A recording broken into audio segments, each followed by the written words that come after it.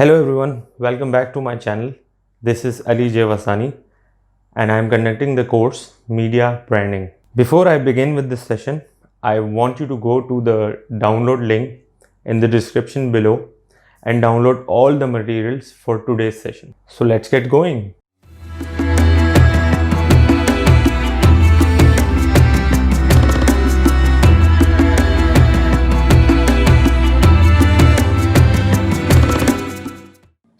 Yes, people, this is session 4 of media branding. Today is Monday, 14 September 2020.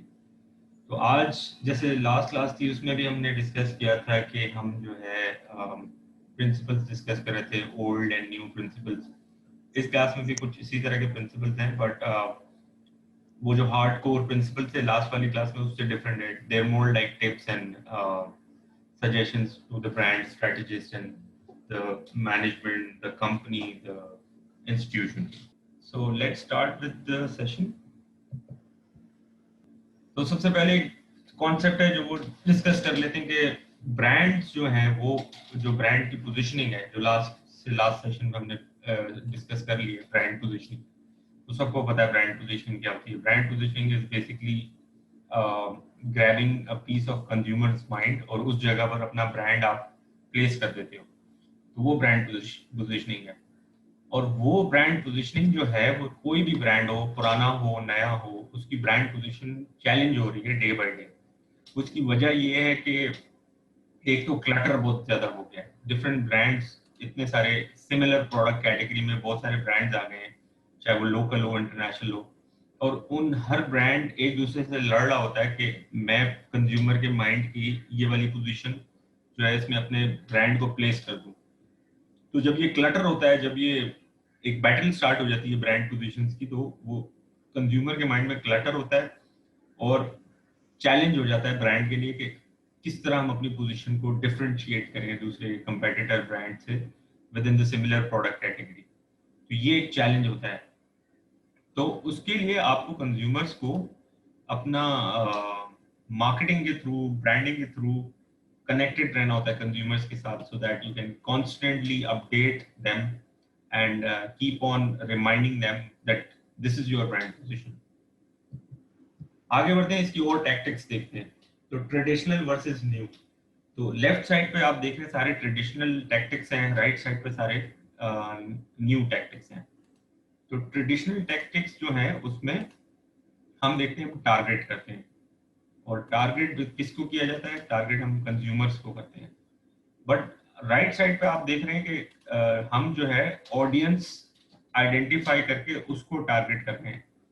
तो target की approach ज्यादा follow होती है ट्रेडिशनल मेथड में. ऑडियंस को सेंट्रिक, ऑडियंस को ज्यादा केटर करना, ऑडियंस को समझना हम न्यू टैक्टिक्स में यूज करते हैं. जो ओल्ड टैक्टिक्स है उसमें demographic segmentation is the very popular what you से सेगमेंटेशन. एंड अब जो है सेगमेंटेशन हम बेस्ड ऑन इंटरेस्ट कर रहे हैं कि जिस तरह लोगों के इंटरेस्ट डेवलप हो रहे हैं time to time within a particular segment, उसमें से इंटरेस्ट पर्टिकुलर सिमिलर इंटरेस्ट वाले लोगों को हम अलग एक सेगमेंट बनाते हैं और उनके ऊपर फोकस करते हैं ब्रांड. तो जिस तरह लास्ट क्लास में भी मैंने डिस्कस किया था कि making segments with in segments. तो सेगमेंट्स विद इन सेगमेंट्स इसी तरह बनते हैं कि एक आपने नैरो डाउन करके ट्रेडिशनल सेगमेंटेशन प्रोसेस के थ्रू जब आप नैरो डाउन कर लिया आपने एक सेगमेंट को, फिर मजीद उस सेगमेंट के अंदर आप देखते हो मॉडर्न टैक्टिक्स के थ्रू आप ये देखते हो कि उसको मजीद इंटरेस्ट बेस्ड किस तरह नैरो डाउन किया जाए. तो ये मॉडर्न स्ट्रैटेजी है. Positioning is another traditional strategy. ये नहीं कह रहे कि हम ये वाली जो लेफ्ट पे जितने भी टैक्टिक्स हैं वो यूज नहीं करेंगे, ये भी यूज करेंगे. सिमिलरली उसको एक नेक्स्ट लेवल पर लेके जाने के लिए हम पर्पस लेड ब्रांड बनाएंगे. पोजिशनिंग तो ठीक है, अब मैंने इससे पहले वाली स्लाइड में यही बात की कि पोजिशनिंग जो है चैलेंज हो रही है डे बाय डे. तो पोजिशनिंग चैलेंज हो रही है, उसको डिफरेंशिएट करने के लिए अपनी सिमिलर प्रोडक्ट कैटेगरी के अंदर पर्पस लेड ब्रांड, यानी कि एक ब्रांड जिसका कोई पर्पस हो. फॉर एग्जांपल आजकल डिफरेंट ब्रांड्स जो है किसी लार्जर देन लाइफ पर्पस के ऊपर काम करते हैं. फॉर इंस्टेंस ह्यूमैनिटी के लिए काम करते हैं, या फिर अभी आप लोगों ने इतनी सारी एक्टिवेशन शेयर की, हमने डिस्कस की, रिव्यू की, जिसमें बैग ऑफ हैप्पीनेस करके कैंपेन थी, and you know all these things जिसमें ह्यूमैनिटी का बड़ा ख्याल रखा जा रहा हो, तो वो ब्रांड पर्पस लेड ब्रांड की तरफ जा रहे होते हैं, और उनकी पोजीशनिंग जो है वो स्ट्रांग हो जाती है, बिकॉज वो ब्रांड ह्यूमैनिटी की केयर कर रहा है या किसी तरह सोल्यूशन प्रोवाइड कर रहा है ऑफ अ प्रॉब्लम। तो ब्रांड मैसेज जो है एक ट्रेडिशनल अप्रोच थी, जिसमें ब्रांड के आपके जितनी भी एडवर्टाइजिंग या मार्केटिंग जो टच पॉइंट्स है उसके थ्रू ब्रांड का मैसेज आप कन्वे करते हो अपनी ऑडियंस को। लेकिन अब जो नया ट्रेंड आया है वो स्टोरी टेलिंग का है। स्टोरी टेलिंग क्या कि आपने पूरी ब्रांड की एक स्टोरी बना दी। जैसे फॉर एग्जांपल आप प्रिंस बिस्किट की अभी बात कर लो, तो उनकी जो रिसेंट कैंपेन है उसमें कैरेक्टर्स हैं, उनकी एक स्टोरी है, उसमें एक विलन भी है, you no. So this is what brands mostly work on, के स्टोरी टेलिंग पे आ जाओ, because story is something which can not be ignored. तो लोगों को, ह्यूमंस को हमें स्टोरी अट्रैक्ट करती है और याद भी रह जाती है स्टोरी।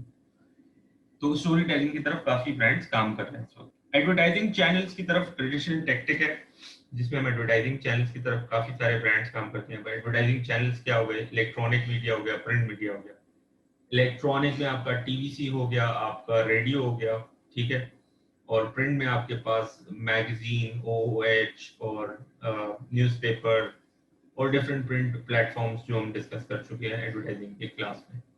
तो वो एडवर्टाइजिंग चैनल्स ऐसा है। सोशल मीडिया चैनल्स जो है ये एक न्यू ट्रेडिशन से हट के एक न्यू अप्रोच है, जिसमें ब्रांड बड़ा फोकस कर रहे हैं। और अभी आप सबने असाइनमेंट्स जो मुझसे डिस्कस किए, आप देख रहे हैं कि कुछ इंस्टा के ऊपर कैंपेन्स हो रही हैं, कुछ फेसबुक पे कैंपेन्स हो रही हैं, और डिफरेंट प्लेटफॉर्म्स पे, इवन जो टिकटॉक है उस पे भी कैंपेन्स हो रही हैं। वो भी एक अच्छा सोशल मीडिया प्लेटफॉर्म बन चुका है ब्रांड्स के लिए, तो उस पे भी कैंपेन्स हो रही हैं। अब इससे आगे बढ़ते हैं, हम देखते हैं फर्दर क्या है। तो define your purpose. Again brands को अपना पर्पस बताना पड़ता है, जैसे मैंने अभी डिस्कस किया, पर्पस लेड ब्रांड होना चाहिए अपना। तो अगर कोई पॉजिटिव अप्रोच आप लेके आ रहा है आपका ब्रांड, तो वो चीज कंज्यूमर को बहुत ज्यादा अट्रैक्ट करती है, जिसमें सोसाइटी की वेलबींग हो, ह्यूमैनिटेरियन ग्राउंड्स के ऊपर बात की जा रही हो, या मैसेज के इश्यूज सॉर्ट किए जा रहे हो, सोल्यूशन निकाला जा रहा हो उस ब्रांड की कैंपेन के थ्रू। तो इंस्पिरेशनल बनना पड़ता है ब्रांड को अपने एम्प्लॉइज के लिए और कस्टमर्स के लिए, और बियॉन्ड प्रॉफिट सोचना पड़ता है। तो बियॉन्ड प्रॉफिट सोचने का मतलब ये है कि प्रॉफिट तो उनको चाहिए चाहिए, but you have to come up with such idea which is for humanity, for well being of human society in general, ताकि वो आइडिया बियॉन्ड प्रॉफिट, उसकी अप्रोच नजर आए कंज्यूमर्स को। तो ये आपका हो गया define your purpose. Now what role should the brand play? अब ब्रांड्स के साथ जो है बहुत सारे उनको डिफरेंट सोसाइटी में रोल प्ले करने पड़ते हैं। तो prime object of a brand is not just selling to consumer. Selling के तो है उनका बेसिक मकसद, लेकिन उनको अपने आप को above, larger than just selling goods और सर्विसेज शो करना पड़ेगा ब्रांड्स को, ठीक है। तो उसका तरीका ये कि ऑब्जेक्टिव उनका इस तरह बना लें आप ब्रांड का, कि कंज्यूमर्स को इनेबल करें कि वो कुछ चीजें करें, let them do something. So similarly, this is where activation comes. When you give a platform to consumers, to your audience, either on social media or either on real world में जो brand activations होती हैं उसमें, तो आप consumers को देते हो चांस कि वो कुछ करें आपके ब्रांड के साथ। तो अब तक जितनी भी एक्टिवेशंस हम कर चुके हैं इवेंट्स, उसमें भी हमारा यही आइडिया होता है, to enable customers do things. वो इस तरह के हमारे कियोस्क लगते हैं डिफरेंट ब्रांड्स के, ऑडियंस कंज्यूमर्स वहां आते हैं, they do a certain activity, और उस एक्टिविटी में इन्वॉल्व हो जाते हैं, एंड उनको ब्रांड का एक्सपीरियंस मिलता है।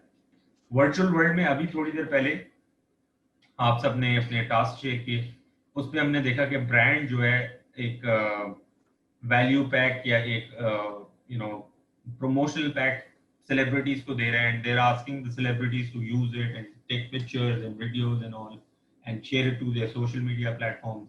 तो अगेन उन सेलिब्रिटीज को ब्रांड एक एक्सपीरियंस का मौका दे रहे हैं।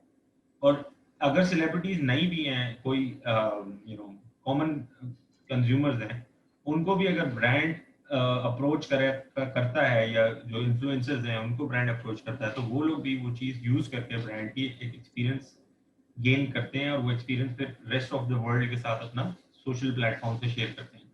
तो either it's a virtual world और द रियल वर्ल्ड, यूजर को एक्सपीरियंस देना है आपको। तो वो एक्सपीरियंस उसी तरह आ सकता है, उसी वक्त आ सकता है जब आप कंज्यूमर को कुछ करने के लिए दो, अपने ब्रांड से रिलेटेड कोई एक्टिविटी करने के लिए दो। ठीक हो गया, लेट्स मूव फॉरवर्ड। तो हु इज योर ऑडियंस, ये बड़ा इंपॉर्टेंट क्वेश्चन है। ये तो ब्रांड सबसे पहले जब स्ट्रैटेजी प्लान करता है अपनी, तो ऑडियंस को समझता है। तो new way of thinking is to address an audience instead of just targeting into segments and then just making a campaign or an activation campaign or a advertising campaign for that target audience. Involve the audience in your campaign. So segmentation based on shared passion in addition to demographic data. Demographic data तो है भाई, ये mail है, age group 30 to 50 let's suppose, office going people, ये सारी segmentation traditional है। उसके बाद पैशन, हाँ भाई मेल है 30 to 50 के और ऑफिस गोइंग है और सब मैरिड ही है इस एज में, ये सारे डेमोग्राफिक्स हो गए। अब उनका शेयर्ड पैशन क्या है? उनका शेयर्ड पैशन ये है that they are looking for a way out of their regular life. उनको अपनी रेगुलर लाइफ से थोड़ा दूर होके थोड़ा चिल करना है, लेट्स सपोज। तो ये उनका एक शेयर्ड पैशन हो गया उस एज ग्रुप का। तो शेयर्ड पैशन को सेगमेंटेशन पहले कर ली, उसके बाद उस ऑडियंस जो आपकी सेगमेंट हो चुकी है उसके अंदर उनके शेयर्ड पैशन फाइंड आउट करने हैं, और ये रिसर्च से होता है। और ये रिसर्च कैसे होती है, जो मैं आप लोगों को एक्सप्लेन कर चुका हूँ ऑलरेडी एडवर्टाइजिंग की क्लास में, एथनोग्राफी से होती है। तो ब्रांड्स को इंटेंसिव रिसर्च करनी पड़ती है to understand the shared passions of their audience, ठीक है, विद इन दैट सेगमेंटेशन। तो इससे फिर क्या होता है, जब ये रिसर्च हो जाती है तो ब्रांड्स क्या है, एक मार्केटिंग पर्सोना क्रिएशन की तरफ जाते हैं। मार्केटिंग पर्सोना क्रिएशन क्या होता है कि ब्रांड जो है एक एक ह्यूमन स्केच करते हैं कि हमारी कैंपेन का ये एम्बेसडर होगा। जैसे प्रिंस बिस्किट ने एक करेक्टर स्केच किया है, एक करेक्टर को पूरे ब्रांड के अराउंड रिवॉल्व किया है, वो जो प्रिंस है उसके अंदर, ठीक है। अब वो उसके कैरेक्टर के ऊपर स्टोरीज डेवलप करते हैं कि भाई वो रेस्क्यू कर रहा है, टाउन है उधर अटैक हो गया, उसको रेस्क्यू करा। तो वो एक पर्सोना क्रिएट कर दिया उन्होंने। एनिमेशन पॉइंट ऑफ व्यू से बता रहा हूँ, जो एनिमेशन वाले ब्रांड्स हैं, जो एनिमेशन स्पेसिफिक कैंपेन्स होती है उनकी। जो नॉर्मल ह्यूमन रिलेटेड जो ब्रांड्स हैं जो कैंपेन्स कर रहे होते हैं, तो उसमें अगर लेट्स सपोज हम बात करें, एक कैंपेन है वो सर्फ एक्सेल की, जिसमें दो भाई बहन हैं, the sister is insisting on having biryani, और बिरयानी बनी नहीं उधर। तो उसका भाई जो है वो बेसिकली क्या करता है, वो चावल लेता है और कोरमा लेता है, उस पर डाल के वो बिरयानी बना लेता है। तो अब उस कैंपेन की अगर पर्टिकुलरली बात कर लो, तो वो जो पर्सोना क्रिएट किया उन्होंने कि दो भाई बहन दिखाने हैं कैंपेन में, और बहन की ख्वाहिश पूरी कर रहा है भाई, ठीक है, और ही डजंट केयर कि उसके कपड़े खराब हो रहे हैं ना, बिकॉज उसके लिए तो सर्फ एक्सेल है। So this is how brands create marketing persona कि एक कैंपेन में हमने ये पर्सोना क्रिएट करना है कि brother is caring for a sister, ये उनका मार्केटिंग पर्सोना है फॉर दैट पर्टिकुलर कैंपेन। तो इस तरह पर्सोना डेवलप करना जरूरी होता है। तो पर्सोना जब मार्केटिंग कैंपेन के लिए डेवलप हो रहा होता है, तो ब्रांड उस वक्त उसकी रिसर्च करते हैं। रिसर्च करने के बाद ये आइडेंटिफाई करते हैं कि हमारा जो पर्सोना क्रिएशन है उसका जेंडर क्या होगा, एज क्या होगी और इंटरेस्ट क्या होंगे, उस हिसाब से वो पर्सोना क्रिएट हो जाता है। तो बेस्ट ब्रांड एम्बेसडर्स कौन होते हैं भाई? सबसे बड़े एम्बेसडर्स, ब्रांड एम्बेसडर्स जो है वो आपके एम्प्लॉइज बन सकते हैं। क्यों? क्योंकि ये एम्प्लॉइज वही हैं जो आपके ब्रांड को कंज्यूमर से अच्छा समझते हैं। तो अगर इन्हीं एम्प्लॉइज के अंदर इनकी ट्रेनिंग्स करवा के, अपनी कंपनी के, अपने ब्रांड के एम्प्लॉइज की अच्छी ट्रेनिंग करवा के अगर इन्हीं को अपना ब्रांड एम्बेसडर बना लिया जाए, तो that is the most wonderful thing ever. तो यही रीजन है कि काफी ब्रांड्स अपने एम्प्लॉइज की ट्रेनिंग्स पे बड़ा, उनके पास मैसिव बजट होता है, तो वो एम्प्लॉयज फिर आगे जाके अच्छी वर्ड ऑफ माउथ करते हैं अबाउट देयर ब्रांड। तो सोशल कैपिटल इससे बढ़ता है। सोशल कैपिटल क्या होता है कि एक तो फाइनेंशियल मनी बेस्ड कैपिटल होता है। सोशल कैपिटल ये होता है कि word of mouth social media पे, तो positive word of mouth generate होती है। तो employees have more trust in social media और अच्छी इंगेजमेंट ड्राइव कर सकते हैं रादर देन कंज्यूमर। तो कंज्यूमर्स को तो पॉजिटिव वर्ड ऑफ माउथ के लिए सेलेक्ट करते हैं ब्रांड्स, और खुद कंज्यूमर्स भी करते हैं, बट एम्प्लॉयज को भी कर लेते हैं। फॉर एग्जांपल डिफरेंट ब्रांड्स हैं, वो अपने पेजेस हैं उनके सोशल मीडिया पे, तो उसमें उनके एम्प्लॉयज भी उस पेज को देख रहे होते हैं as a admin, as a advertiser और एनीथिंग लाइक दैट। तो एम्प्लॉयज को क्योंकि उनको ब्रांड को ट्रस्ट होता है, employee would answer any query of any consumer better than a person we hire specially to answer queries। एक आपकी मार्केटिंग डिपार्टमेंट का कोई बंदा है, असिस्टेंट मैनेजर है, जो भी, उसी को एडिशनल एक टास्क दे दिया आपने कि आपने अब पेज को भी थोड़ा बहुत देख लें, वहां पे कोई कंसर्न्स आए कंज्यूमर्स की तो वो भी एड्रेस कर ले, तो वो इंसान ज्यादा बेहतर करेगा जो कि ऑलरेडी उस ब्रांड का पार्ट है, काम कर रहा है, rather than hiring a totally new person जिसको सिर्फ और सिर्फ सोशल मीडिया था।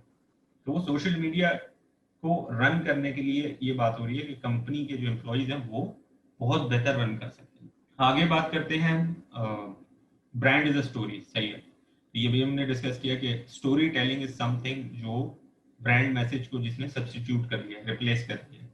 तो story telling is very important. Her brand अब स्टोरी पे काम कर रहा है। आप डिफरेंट ब्रांड की कैंपेन देखेंगे, उनका पर्सोना देखेंगे, उसमें स्टोरी होगी कोई ना कोई, और वो इसीलिए कर रहे हैं कि स्टोरी जो है आपके राइट ब्रेन में, which is the creative side of the brain, उसके अंदर स्टोरी जो है ग्रास्प हो जाती है, उसके अंदर स्टे करती है ज्यादा अरसे तक, rather than just throwing images on consumers mind के भी खरीद लो, हैमर अप्रोच यूज करो।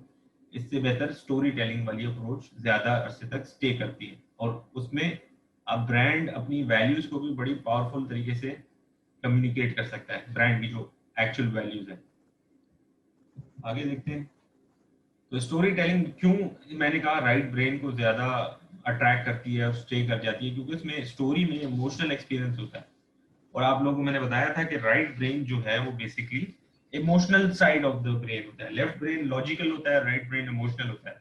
Left brain mathematical analysis, calculation, science करता है। राइट ब्रेन जो है आपका creativity, arts, communication, graphics, all these things, emotional experiences सारे राइट ब्रेन में होते हैं।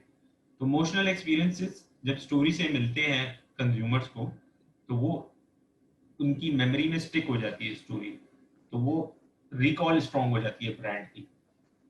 तो इमोटिव लिंक बेसिकली इसको बोलते हैं कि ब्रांड अपना एक इमोटिव लिंक डेवलप करता है कंज्यूमर के माइंड में, right side of the brain में, so that it stays for a longer period of time.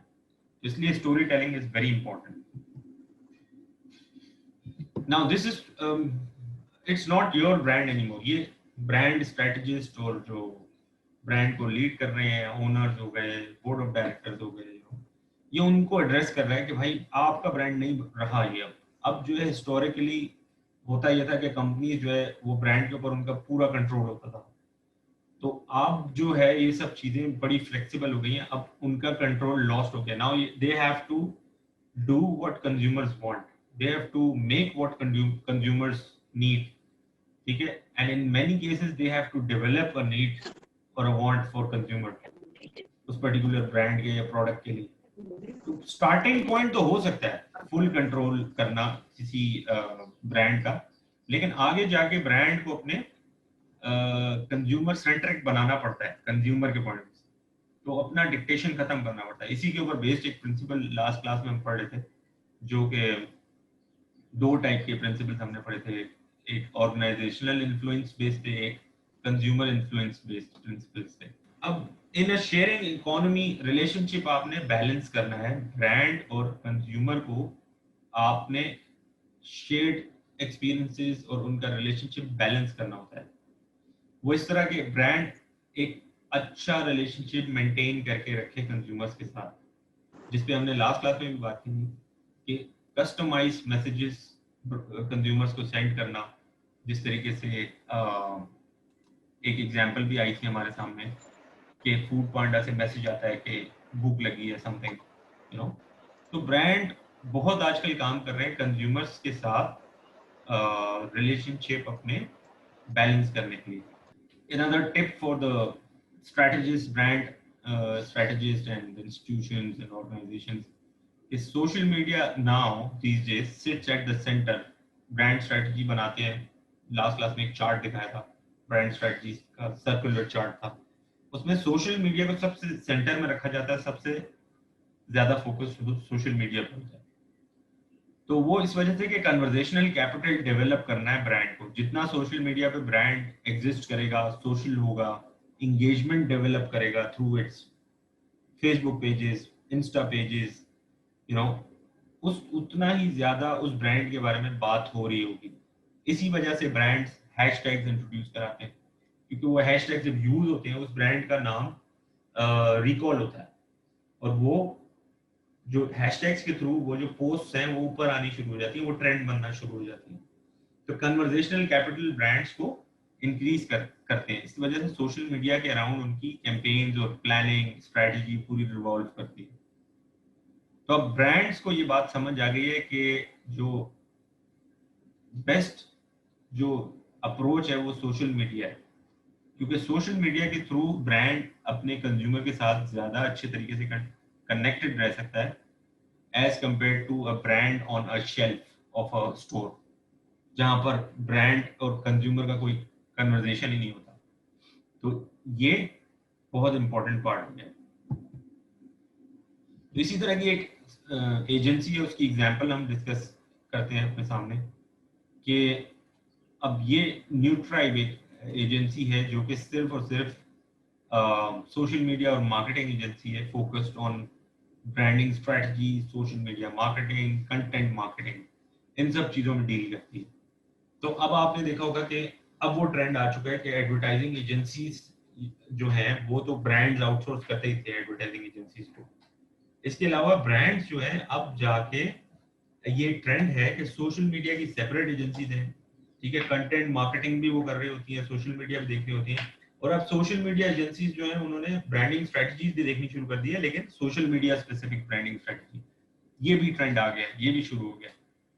तो ये सब चीजें ज़हन में रखते हैं हम, तो देखते हैं कि इस एरिया में बहुत ज्यादा ग्रोथ है इन terms of job, in terms of your careers and all. तो सोशल मीडिया को इसलिए इतना ज्यादा स्टडी किया जाता है एडवर्टाइजिंग और ब्रांड और कम्युनिकेशंस की फील्ड। तो हमारे जो आगे देखते हैं कि एक one of the pioneers and legend Steve jobs, he basically had a focus on his brand, that is Apple. So he has very well said that don't be a brand of all trades and master of none. तो इसका focus ये था, जाहिर है, तो उसने इस तरह की बात की कि सारे ट्रेड कर रहे हैं और मास्टर किसी का भी नहीं है। तो अब आप देखते हैं आईफोन कितना, या एप्पल जो है एज ए कंपनी उसका कितना विजन क्लियर है और कितनी सिंपल उन्होंने अपनी कम्युनिकेशन को रखा है हमेशा। तो एक और आगे जाके ये कहते हैं that's been one of my mantras, focus and simplicity. Focus करें, सिंपल रखें ब्रांड को और उसकी communication. Simple can be harder than complex, very interesting. किसी कम्युनिकेशन को सिंपल करना बहुत ज्यादा डिफिकल्ट हो जाता है स्ट्रेटेजिस्ट के लिए, कॉन्सेप्ट जो डेवलप करते हैं उनके लिए।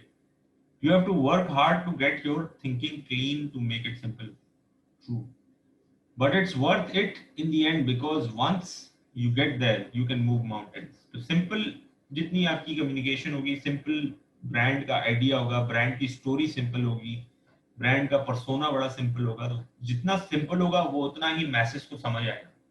जितना complex persona, complex concept, complex campaigns, complex strategy होगी ब्रांड की, वो उतनी डिफिकल्ट हो जाएगी कंज्यूमर्स को के लिए समझना। तो कोलैबोरेशन, आपको पता है को ब्रांडिंग एक कॉन्सेप्ट है जिसमें काफी ब्रांड फोकस करते हैं। कोलैबोरेशन करके एक दो ब्रांड एक दूसरे के साथ अपने ब्रांड को तो प्रमोट करते हैं, साथ में दूसरे ब्रांड को भी चांस मिल जाता है कि उसके जो फैन फॉलोइंग है दूसरे ब्रांड की, वो फैन फॉलोइंग हमारे ब्रांड को भी प्रेफर करना स्टार्ट करते हैं। तो ये बड़ा एक कोलैबोरेटिव ब्रांडिंग से ये एज मिलता है डिफरेंट ब्रांड्स को। आगे बात करते हैं इनोवेट और डाई। अब जैसे इसमें बहुत सारी पास्ट में एग्जांपल्स रही हैं ब्रांड्स की जिन्होंने इनोवेशन की तरफ नहीं गए। इनोवेशन से मुराद ये है कि अपने ब्रांड के अंदर रीवैम्पिंग नहीं की, अपने ब्रांड को रिफ्रेश नहीं किया, रिजनोवेट नहीं किया अपने ब्रांड को, और प्रोडक्ट्स को गो थ्रू नहीं किया, गो थ्रू करके कि भाई अब कंज्यूमर्स की नीड चेंज हो रही है, दुनिया का शिफ्ट चेंज हो रहा है, and you know we need to change our brand in terms of product quality और यू नो कैटेगरी और maybe packaging, anything you know. तो वो ब्रांड अपने उनकी डेथ हो जाती है। ब्रांड एज ए ह्यूमन अगर देखो तो एक ह्यूमन की जिस तरह लाइफ लिमिटेड होती है, इस तरह ब्रांड्स की भी एज ए ह्यूमन अगर उसको स्टडी करें तो उनकी भी वो जो ग्राफ है वो टुवर्ड्स डेथ जा रहा होता है। तो इसमें हमने एग्जांपल डिस्कस की है काफी बार डिफरेंट स्टूडेंट से। नोकिया की एग्जांपल हम डिस्कस करते हैं कि नोकिया इनोवेशन की तरफ नहीं गया तो उसकी ग्राफ डाउन होना स्टार्ट हो गया।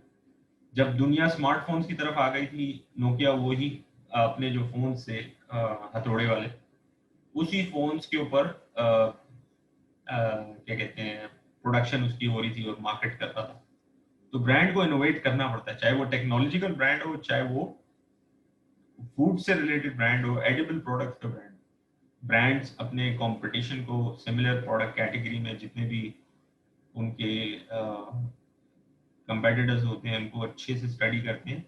And for the brand strategies it's very important to do not take your competition lightly.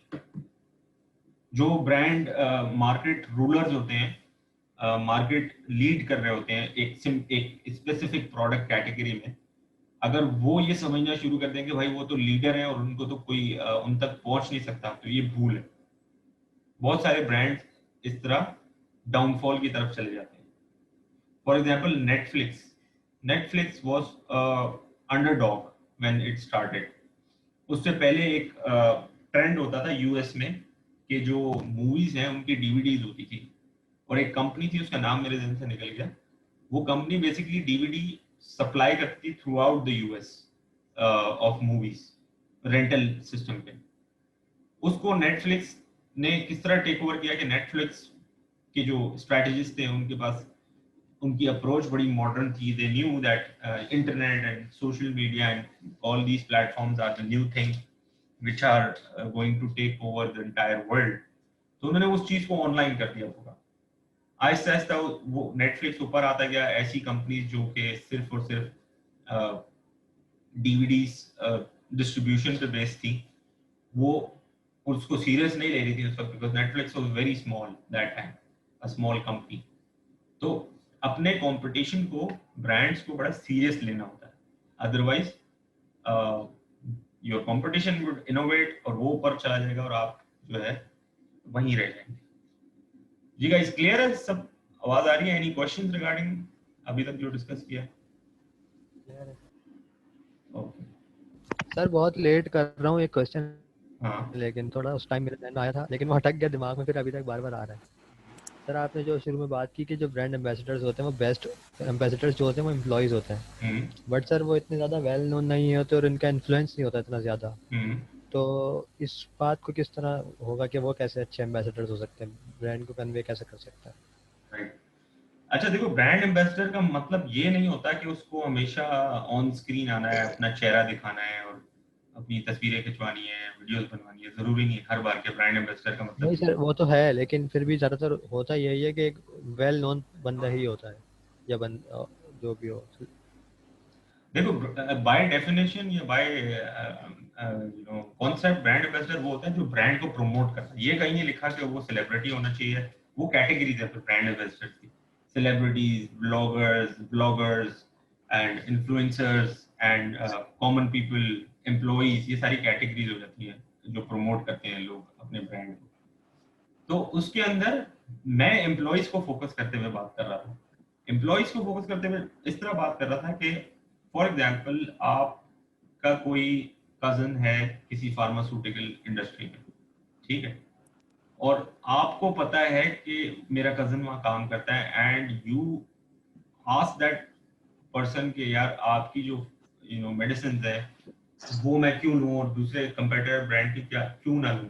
तो अगर उस बंदे की ट्रेनिंग अच्छी हुई भी होगी ना, तो वो आपको अच्छे से एक्सप्लेन करेगा, और जो वो एक्सप्लेन कर जाएगा वो बात आप समझोगे बनिस्बत किसी एड के कन्विंस हो। जो एम्प्लॉय खुद उस ब्रांड के बारे में बात कर रहा है ना, वो आपके लिए ज्यादा कन्विंसिंग होगी as compare to a TVC. समझ रहे हो बात? सर जैसे कि आपने कहा कि जो एम्प्लॉयज होते हैं वो बनिस्बत ज़्यादा अच्छे ब्रांड एम्बेसडर होते हैं, हम्म, तो सर उससे उनको क्या फ़ायदा हो रहा है? एज इन उनकी जो जो काम कर रहे हैं उनकी उनको पे तो मिल रही है, hmm, they are earning their fair share of the money, hmm. But उससे उनको अ, अ, उससे उनको फ़ायदा क्या हो रहा है? अच्छा, अब मैं आपको बता रहा हूँ, देखो, मैं जैसे एम्प्लॉय हूँ यूनिवर्सिटी का, ठीक है, तो किसी के पेरेंट्स मुझसे पूछते हैं कि मेरा व्यू जानना चाहते हैं कि इस यूनिवर्सिटी में हम अपने बच्चे को एडमिशन कराना चाहते हैं, तो what are your views about the institution, पढ़ाई कैसी है, यू नो, स्टूडेंट्स की प्लेसमेंट कैसे करते हैं एंड एवरीथिंग। तो मैं उसके बारे में जो मेरी नॉलेज होगी वो मैं दूंगा।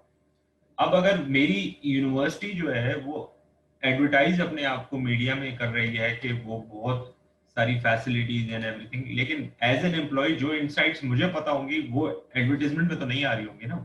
समझ रहे हो बात? तो इसलिए मैं कह रहा हूँ कि जो एम्प्लॉय होता है वो उसका सबसे ज्यादा ऑथेंटिक फीडबैक होता है about the particular brand employ का। अब अच्छी सही सही। ऑर्गेनाइजेशन जो है ना, वो क्या करती है, वो अपने एम्प्लॉयज पे इन्वेस्ट करती है और अपने एम्प्लॉयज को सेटिस्फाइड और हैप्पी रखती है। उसकी वजह ये होती है कि उनको पता है कि भाई ये एम्प्लॉय ने जाके अगर बैड वर्ड ऑफ माउथ कर दिया मेरे ब्रांड के बारे में, तो इसको लोग बहुत सीरियसली लेंगे एज कंपेयर टू जो सेलिब्रिटीज और उन के थ्रू जो ब्रांड एम्बेसडर्स बने हैं, उनके थ्रू जो प्रमोट हो रहा है ब्रांड, वो तो हो ही रहा है। लेकिन जब बात आती है ना कि एम्प्लॉय अगर ब्रांड के बारे में बात करे, वो ब्रांड बड़ी वो फीडबैक बहुत ऑथेंटिक होता है। तो celebrity is being paid to say something positive, right? But employee can tell you the actual insight. तो अगर actual insight ही employee positive दे रहा है, तो इसका मतलब ये है कि आपका employee satisfied है आपकी organization से, और आपने उसको अच्छा रिटेन किया हुआ है। तुम्हारा क्वेश्चन ये था उसमें employee का क्या फायदा है? तो एम्प्लॉय का फायदा नुकसान की बात नहीं है। अगर एम्प्लॉय को कंपनी ने उसके लिए एडिशनल पे तो नहीं कर रहा होगा कि भैया आप हमारी पॉजिटिव वर्ड ऑफ माउथ करें, और कंपनी चेक नहीं कर सकती, ब्रांड चेक नहीं कर सकता कि वो पॉजिटिव वर्ड ऑफ माउथ कर भी रहे या नहीं। लेकिन उसमें सिर्फ ये होता है कि एम्प्लॉयज की ट्रेनिंग्स पे, उनके मेंटल क्या कहते हैं, मेंटल हेल्थ इंप्रूव करने के लिए उनके ऊपर बड़ा एक्सपेंडिचर करते हैं। आपको पता है बड़ी बड़ी कंपनीज हैं, उनको कुछ नहीं होता, वो 2-3 दिन की ट्रेनिंग जाके जो है मरी में, या क्या कहते हैं, आगे जितने भी रिजॉर्ट्स हैं वहां जाके उनकी 2-3 दिन की ट्रेनिंग करते हैं। पूरा उनका एक्सपेंस, ट्रैवलिंग का, अकोमोडेशन का कंपनी पे कर देती है। तो ये स्ट्रेटेजीज कंपनी इसीलिए यूज करती है अपने एम्प्लॉयज पे कि एम्प्लॉय जो है वो हमारे ब्रांड एम्बेसडर बन जाए। समझ रहे हो बात? आगे बढ़ते हैं भाई। Customer is king. तो कस्टमर को सेटिस्फाई करना है, अपने कस्टमर की नीड्स को सेटिस्फाई करना है। This is something which every brand does के प्रायोरिटी आपके कस्टमर है। Keep it short and simple. जितनी सिंपल, जैसे स्टीव जॉब की भी हम डिस्कशन कर रहे थे, जितना सिंपल आपका आइडिया होगा उतना ज्यादा वो इजीली मेमोरेबल होगा और लोग उसको समझेंगे। Excellence in execution. Execution brand का स्टाइल है, वॉइस एंड टोन है, उसके अंदर एक्सेल करना है आपने, उसकी एक्सीलेंस इंप्रूव करनी है आपने, through your communication, through your strong and clear strategies.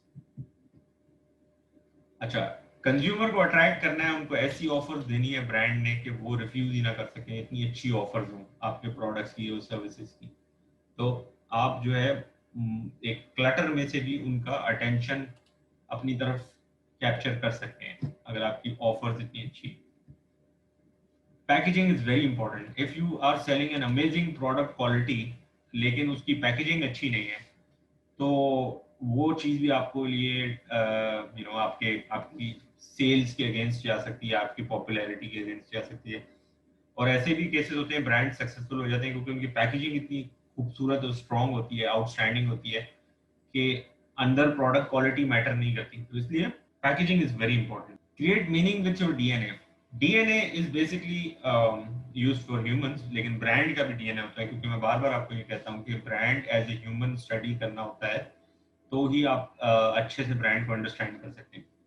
तो जिस तरह ह्यूमंस का एक डीएनए होता है, एक इनबॉर्न स्टाइल होता है, स्किल होती है, इसी तरह ब्रांड्स का भी डेवलप होता है, but it takes a lot of decades to develop that. तो हार्ले डेविडसन का डीएनए क्या है? वो ये है कि एक 43-year-old अकाउंटेंट, जो कि अकाउंटेंट बड़ा बोरिंग सा होता है, ठीक है, वो अकाउंटेंट एक ब्लैक लेदर जैकेट और टैटूज लगवा के अपने जो है हार्ले की बाइक पे टाउन में अपने रोम अराउंड करे और उसके अंदर एक रिबेलियस फीलिंग आए, ये ब्रांड का डीएनए। तो ये ब्रांड्स इस डीएनए पे भी बड़ा काम करते हैं। अच्छा, फिर अगेन वही बात जो पहले हम डिस्कस कर चुके हैं कि ब्रांड जितने भी हैं उनका डिजिटल होना बहुत जरूरी है। अगर वो डिजिटल नहीं है तो उनका डाउनफॉल स्टार्ट होना शुरू हो जाएगा। एक ब्रांड है जो कि फिजिकली एग्जिस्ट करता है ऑन शेल्फ्स और उसका डिजिटल एग्जिस्टेंस नहीं है, फेसबुक, वेबसाइट्स, इंस्टाग्राम, लिंक्डइन, जितने भी सोशल प्लेटफॉर्म्स हैं उन पे डिजिटल एग्जिस्टेंस नहीं है, तो वो ब्रांड भी खतरे में है। So it's very important for a brand to go digital. अब ये डिजिटल टच पॉइंट्स की कुछ एग्जांपल है कि आपका ब्रांड है तो उसका जो कॉल फॉर एक्शन का टाइम आता है, जो एडवर्टाइजिंग में मैंने आपसे डिस्कस कर चुका हूँ, तो उसमें कॉल फॉर एक्शन में सब चीजें होनी चाहिए। कंज्यूमर जिस भी चीज पे सेटिस्फाइड हो या वो उसके लिए अवेलेबल हो, वो उस तरीके से आपको कांटेक्ट कर सके। तो आपने व्हाट्सएप भी दे दिया, अपना ईमेल एड्रेस भी दे दिया, स्काइप भी दे दिया, इंस्टा भी दे दिया, यूट्यूब भी दे दिया, all the touch points, website भी दे दी, एक postal address, physical postal address भी दे दिया। कोई बहाना नहीं छोड़ा आपने कंज्यूमर, किसी तरीके से कंज्यूमर को आपने हर तरह की फैसिलिटी दे दी ताकि वो कंज्यूमर आपसे कम्युनिकेट कर सके। जी, तो ये था सेशन। अब पहले मैं सेशन के बारे में जो भी क्वेश्चंस हैं आप लोगों से वो ले लेता हूं, उसके बाद असाइनमेंट एक्सप्लेन करता हूं। जी, anybody, any questions regarding the entire session? Sir मुझे डीएनए थोड़ा कुछ समझ नहीं आया। अच्छा, ब्रांड का डीएनए ये होता है जिस तरह एक इंसान की पर्सनैलिटी डेवलप होती है कि कोई इंसान बड़ा खामोश होता है, कोई इंसान बड़ा फनी होता है, कोई इंसान बड़ा एडवेंचरस होता है। वो ब्रांड पर्सनैलिटी जो पिछले सेशन में पढ़ाई थी उससे ही रिलेटेड है डीएनए। तो पर्सनैलिटी ब्रांड की जिस तरह बनती है, ब्रांड को अपनी उस पर्सनैलिटी को मेंटेन करना होता है। तो अगर ब्रांड जो नया है उसकी पर्सनैलिटी डेवलप होने में टाइम लगेगा, उसकी पर्सनैलिटी क्लियर नहीं होगी ऑडियंस को। अच्छा, तो असाइनमेंट इस वीक का गाइस ये है कि आपने जो लास्ट असाइनमेंट किया है, ठीक है, जो इसमें आपने रिसर्च किया है, जो ब्रांड एक्टिवेशन हुआ था सोशल मीडिया पे, जो आप लोगों ने हर किसी ने एक एक ब्रांड सेलेक्ट किए हैं, तो उस असाइनमेंट 3 के अंदर जो भी आपने ब्रांड सेलेक्ट किया था, अब ये उस ब्रांड के ऊपर रिसर्च करेंगे आप। फॉर एग्जाम्पल इमाद ने सीए जो बैट है वो सेलेक्ट किया था, उसके स्पोर्ट्स के जो गुड्स हैं, तो अब उसको ये असाइनमेंट उसी पर करना होगा। इसी तरह आप सबने जो भी ब्रांड सेलेक्ट किया था, किसी ने टपाल किया है, किसी ने ओरियो किया है, या व्हाटसोएवर जो भी ब्रांड आप लोगों ने सेलेक्ट किए, अब उन्हीं ब्रांड के ऊपर आपने ये रिसर्च करनी है। रिसर्च क्या है आपकी, कि आपने उस ब्रांड की brand equity, brand promise, brand elements, brand positioning and brand strategy, ये चीजों के ऊपर रिसर्च करनी है। और इन चीजों को अंडरस्टैंड करने के लिए हमने सेशन 2 प्रेजेंटेशन आप रिव्यू करेंगे।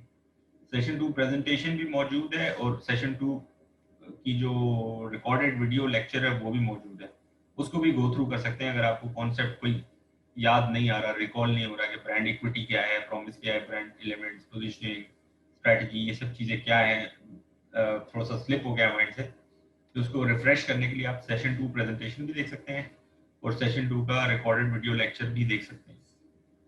वंस आपको ये चीजें क्लियर हो जाएंगे, ये कौन कौन से जो रिक्वायर्ड जो चीजें हैं, टर्मिनोलॉजी सारी ब्रांड के, वो आपने जो सेलेक्टेड ब्रांड था उसके बारे में रिसर्च करके वो लिखनी है एमएस वर्ड के डॉक्यूमेंट।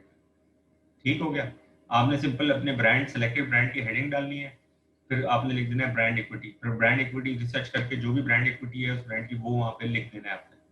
इसी तरह ये सारे आपने एमएस वर्ड के डॉक्यूमेंट पे सबमिट करने हैं और एमएस वर्ड का डॉक्यूमेंट एलएमएस पे अपलोड करना है। ये क्लियर हुआ आप लोगों को? जी सर। जी सर। सर मैंने 3 डिफरेंट कैंपेन्स चूज की थी, वॉल्स की और 2 और थी, तो सर मैं किसी एक पे कर लूं या जी, तीनों पे कर किसी लूं? एक पे, किसी एक पे काम करेंगे, आपको मैंने कहा ही एक करने का था, आपने जज्बाती होके 3 सेलेक्ट कर ली। हाँ सर, मुझे अब आप जज्बाती हो अपना गया था, काम मैं आसान तो करें मुझे। और एक ही पे काम करें। जी सर, थैंक यू। वॉल्स पे मत करना अब्दुल्ला, वॉल्स मैंने सेलेक्ट किया। सर मैं ये बोल रहा हूँ कि जैसे कि असाइनमेंट 3 में ना मैंने और एक और लड़के ने हम सेम ब्रांड चूज किया हुआ असाइनमेंट 3। तो जो असाइनमेंट जो 4 है हम उसी पे करेंगे या दोनों ने अलग अलग लेना पड़ेगा? नहीं नहीं, एक ये तो मैंने नहीं कहा कि हर क्लास में हर स्टूडेंट का अलग ब्रांड होना चाहिए। आपका सेम ब्रांड भी हो सकता है, डजंट मैटर। ओके सर, ठीक है जी, end of session. So guys, this is end of the session. I hope you liked this video. Do subscribe to my channel. See you next week. Till then, take care.